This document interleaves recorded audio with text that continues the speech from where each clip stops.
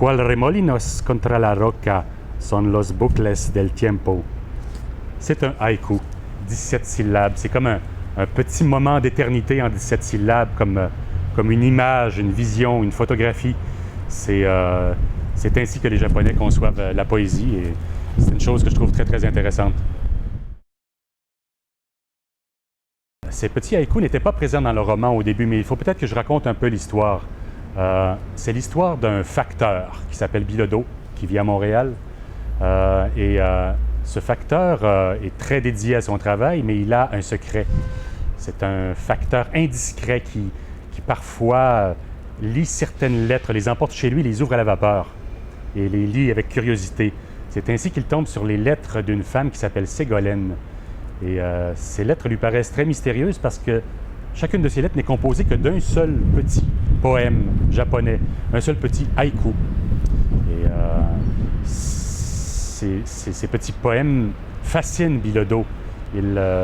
C'est ainsi qu'il tombe amoureux de cette Ségolène. Il tombe amoureux de sa poésie, il tombe amoureux de sa calligraphie parce que sa calligraphie est magnifique. Il tombe amoureux d'elle. Et c'est ainsi que ces petits poèmes prennent une importance énorme dans sa vie. Bilodeau est amoureux de cette femme lointaine qu'il ne voit jamais, mais les choses changent le jour où le véritable destinataire de ces poèmes, le destinataire légitime des poèmes, meurt soudainement. Et là, pour Bilodeau, c'est une véritable catastrophe parce que ça signifie la fin de cette correspondance qu'il surprend clandestinement avec Ségolène, cette femme qu'il aime, cette femme lointaine. C'est ainsi que lui vient l'idée extraordinaire de se substituer aux morts, de se substituer au véritable destinataire des poèmes. Et à ce moment-là, évidemment, il est confronté à un défi important parce qu'il doit réussir à écrire ce que le mort aurait écrit. C'est ainsi qu'il se met à la tâche simple et ardue à la fois de maîtriser l'art du haïku, l'art de la poésie japonaise.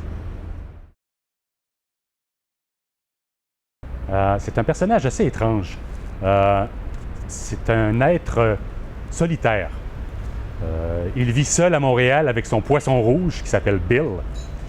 Et c'est un homme qui craint la réalité jusqu'à un certain point, qui vit dans son univers imaginaire, dans ses rêves, dans une sorte de virtualité, comme beaucoup de gens de nos jours, en fait. Et c'est pourquoi je crois qu'il tombe amoureux de cette femme qu'il ne connaît pas, qu'il ne connaît que par ses poèmes uniquement, parce qu'elle est loin, parce qu'il ne peut pas l'atteindre directement. Peut-être que ça le rassure de savoir qu'il n'a pas à interagir directement avec cette femme lointaine. Mais en même temps, Bilodeau n'est pas un être si passif que ça. À mon avis, c'est plutôt en fait un rêveur, mais un rêveur actif, quelqu'un qui vit activement ses rêves. À mes yeux, en fait, c'est une sorte de guerrier poétique qui luttera jusqu'au bout pour protéger son univers imaginaire. Une des choses que les lecteurs aiment apprendre de ce roman, c'est justement c'est une sorte d'initiation à la littérature japonaise, d'une part. Bilodeau apprend à écrire de la poésie japonaise et il le fait vraiment étape par étape à partir du début. Il n'avait jamais eu l'idée d'écrire de la poésie auparavant et il apprend peu à peu, difficilement, à devenir un poète. Ce qui est amusant, c'est qu'avant d'écrire ce roman, je n'avais jamais écrit de poésie non plus. C'est la première fois que je fais de la poésie. On pourrait dire que j'ai reproduit, si on veut, le comportement de Bilodeau à partir du début. Comme Bilodeau, en fait, pendant des jours, des semaines, des mois même, je n'ai fait qu'écrire des poèmes, des haïkus, dans l'espoir d'arriver à maîtriser cette forme poétique qui est à la fois simple et assez compliquée en même temps. Il est difficile d'arriver à la simplicité. Il faut beaucoup travailler pour arriver aux choses simples. Et plusieurs lecteurs m'ont dit qu'ils appréciaient cette forme d'initiation à la poésie japonaise. Plusieurs m'ont même dit qu'ils s'étaient mis à écrire des haïkus eux-mêmes après avoir lu le roman. Alors, pour le côté, mettons, comment pourrait-on dire, apprentissage du roman, c'est peut-être la principale chose qui reste.